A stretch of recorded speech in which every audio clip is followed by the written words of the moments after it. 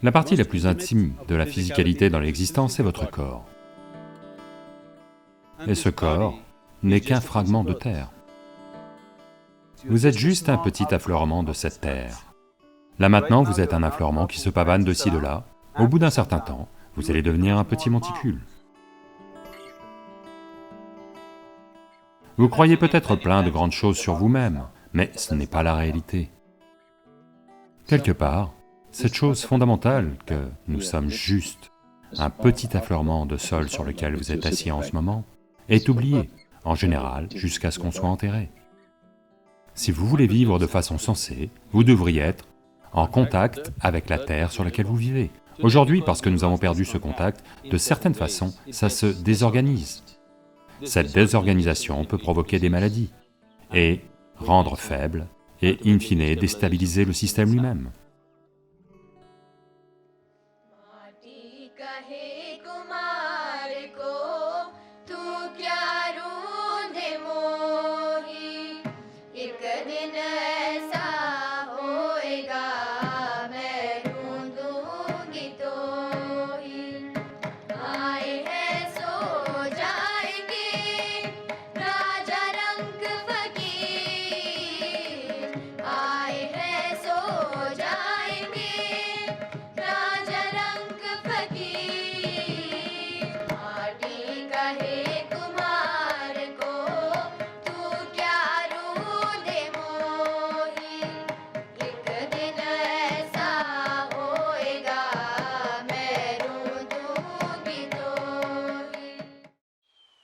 Il faut que je vous raconte cette expérience. Nous avions un hôpital yogique dans notre centre de yoga en Inde. On l'appelait l'hôpital yogique.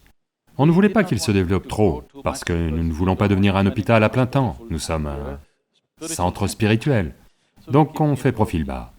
Une fois en allant là-bas, je parle et quelques médecins, des médecins américains qui étaient intéressés, sont arrivés en Inde. Ils sont arrivés et sont restés là 3 jours et...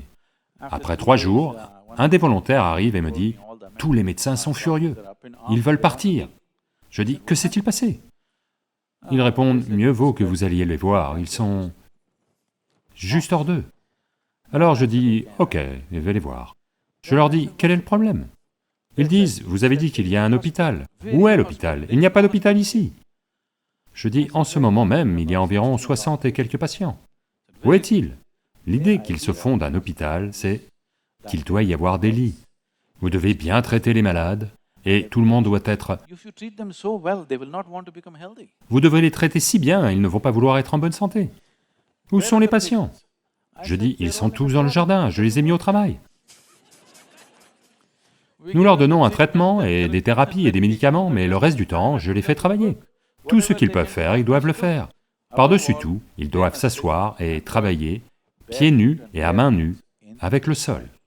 Juste être en contact avec la planète, parce que vous n'êtes qu'une goutte de cette planète. Vous oubliez cela. Ce que vous appelez mon corps n'est qu'un fragment de la planète, n'est-ce pas? Si vous perdez contact avec la source, n'allez-vous pas vous désorganiser? Forme et bien-être ne veulent pas dire marcher sur un tapis roulant, avoir des muscles gonflés comme ça. Non. Renforcer l'intégrité des éléments dans notre système est très important. Donc y a-t-il un moyen de le faire? Oui, il y a des méthodes spécifiques avec lesquelles on peut le faire. Une façon simple là, tout de suite, c'est de travailler avec la terre et l'eau et les plantes, et de rester dehors. Cela va déjà faire quelque chose.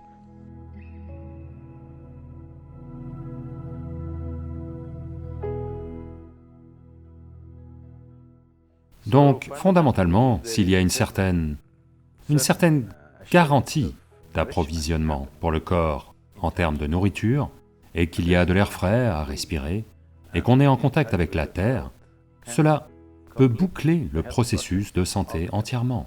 Donc si vous ne pouvez pas être en phase avec ça si vous êtes très riche et tendance, vous pouvez prendre un bain de boue, c'est une autre manière.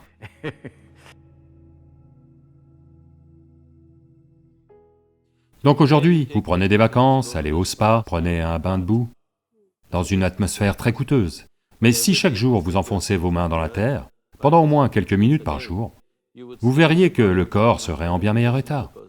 Parce qu'à chaque fois qu'il est en contact avec la terre, le corps se réorganise. Plus vous êtes en contact avec elle, mieux c'est. Vous ne pouvez pas, tous ne peuvent pas devenir agriculteurs maintenant. Et peut-être que vous habitez au 12e étage et que vous ne pouvez pas devenir jardinier non plus. Donc, au moins, être en contact avec la terre, les paumes et les plantes des pieds sont très sensibles à cela. Si vos mains et vos pieds, nus, sont en contact avec la terre, ça fera une différence. Ou au moins, vous faites votre... Je ne recommande pas cela, mais si vous faites votre sieste de l'après-midi, faites-la sous un arbre, avec votre colonne vertébrale en contact avec la terre, les choses vont très bien se passer. Ou être dans une étendue d'eau naturelle, qui est dans la terre, comme un lac, ou une rivière, ou un océan, va faire des choses incroyables au système.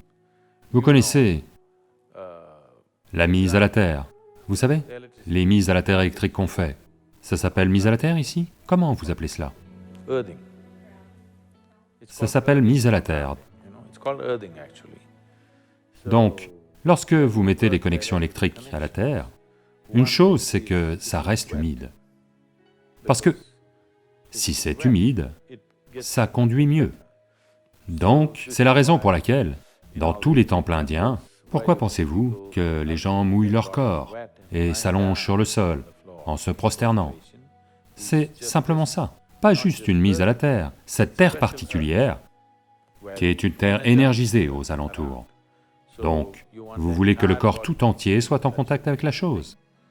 Donc, les hommes y vont nus, leur torse au moins est nu, les femmes y vont avec des habits trempés, pour que ce contact soit là.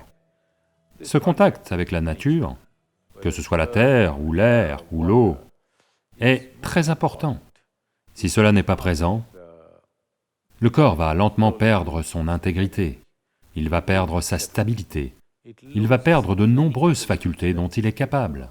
Il va peut-être encore survivre, il ne va peut-être pas mourir demain matin, mais il perd l'étendue des capacités avec lesquelles il est arrivé. Les nombreuses possibilités, l'étendue des possibilités que porte le système humain est perdue lorsque vous perdez contact avec l'élément naturel. En particulier, avant d'aller dîner ou déjeuner, en particulier avant, pendant au moins une demi-heure, marchez sans chaussures, pas sur ce granit, soit dans l'herbe, soit dans la boue dehors. Vous verrez, le corps est en contact avec la terre, lorsque vous mangez votre nourriture, la façon dont il l'intègre est très différente. La digestion aura de toute façon lieu, mais la quantité que vous êtes capable d'intégrer au système dépend de votre niveau de synchronisation avec la terre. Donc, si pendant même une demi-heure vous marchez sans chaussures et que le corps reste en contact avec la terre, vous verrez que les éléments vont se comporter avec un peu plus d'intégrité qu'ils ne le font actuellement.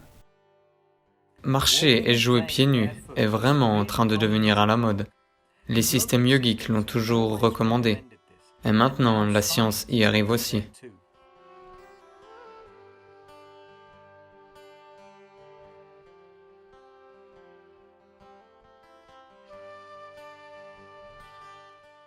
En particulier pour les enfants. Non seulement cela leur donne un meilleur équilibre, mais ça les aide aussi à développer leur capacité cérébrale.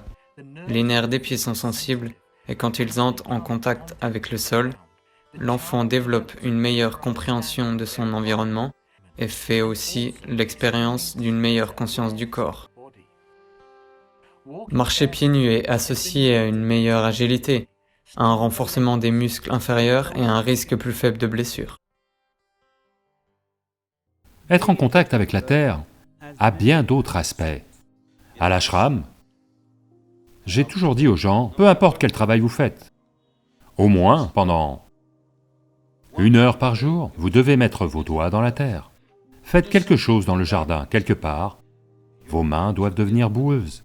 Cela va construire une mémoire physique naturelle en vous, une mémoire corporelle en vous qui vous rappelle que vous êtes mortel. Si chaque jour, vous enfoncez vos mains dans la terre, vous allez constamment, votre corps va savoir qu'il n'est pas permanent. Parce qu'un corps a sa propre mémoire. Sa mémoire de corps est bien plus importante que la mémoire mentale. Là maintenant, la mémoire que porte votre corps vous commande bien plus que la mémoire de votre mental. Physiologiquement, au niveau cellulaire, au niveau des éléments, ça vous rappelle constamment que vous êtes mortel si vous êtes proche de la Terre. Voyez, le rappel de votre mortalité est l'élément le plus important dans votre processus spirituel. Pourquoi aspireriez-vous à connaître quelque chose au-delà du corps? Uniquement parce que vous savez qu'il va finir un jour, n'est-ce pas? Supposez que ce corps soit immortel. Qui diable va s'asseoir et méditer? Qui diable veut connaître quoi que ce soit au-delà de ceci, s'il était immortel à lui seul, n'est-ce pas?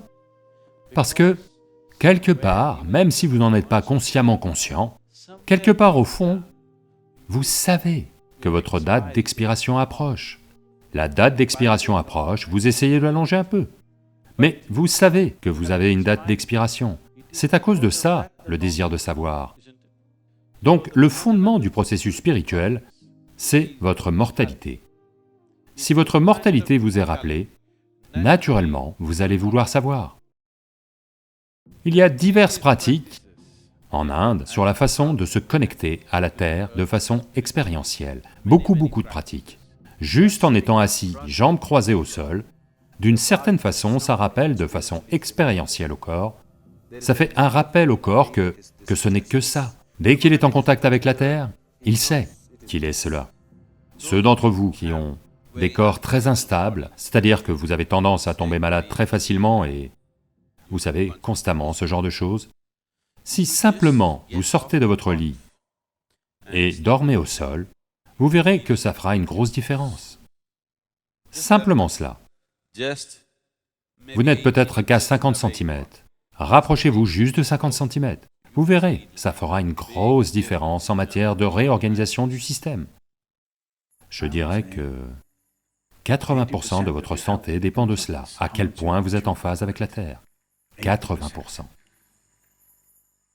80% de vos maladies chroniques peuvent simplement disparaître, simplement parce que vous avez trouvé ce petit rapport avec la Terre sur laquelle vous marchez ou êtes assis en ce moment.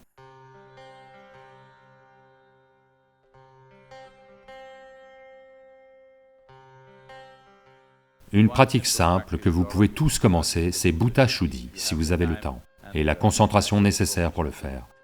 Bhuta Shuddhi veut dire, vous savez, Bhuta veut dire Pancha Bhuta, ou les 5 éléments. Shuddhi veut dire purifier cela. Que ce soit le corps physique ou le corps plus vaste de la création lui-même, essentiellement, ils sont faits de 5 éléments. De terre, d'eau, de feu, d'air et d'espace. Ce que vous appelez moi-même est juste une face de ces 5 éléments. Si vous savez comment organiser ces 5 éléments correctement, si vous savez comment maintenir ces 5 éléments vous, alors il n'y a rien d'autre dans la vie, en matière de santé, de bien-être, de perception, de savoir, tout, d'éveil. Tout est pris en charge si seulement vous savez comment maintenir ces 5 éléments correctement. Ce jeu des éléments a lieu différemment quand c'est en contact avec la Terre. Chaque fois que j'entends ça, en particulier quand je suis aux États-Unis, je n'arrive toujours pas à m'y faire. Que les gens appellent la Terre « saleté ». Ce n'est peut-être qu'un mot de plus, mais dans nos têtes, « dirt » veut dire... Que veut dire « dirt » pour vous?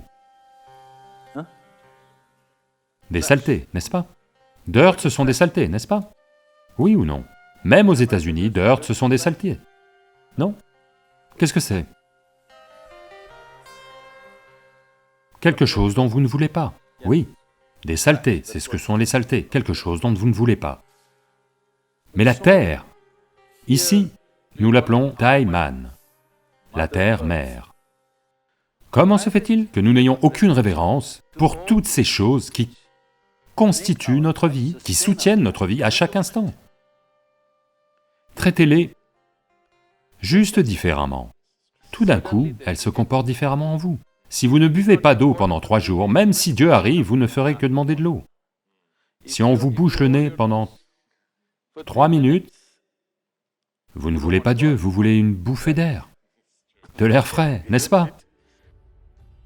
Une chose simple que tout le monde peut faire, c'est l'air qu'ils respirent, l'eau qu'ils boivent, la nourriture qu'ils mangent, et la terre sur laquelle ils marchent, et l'espace qui nous tient.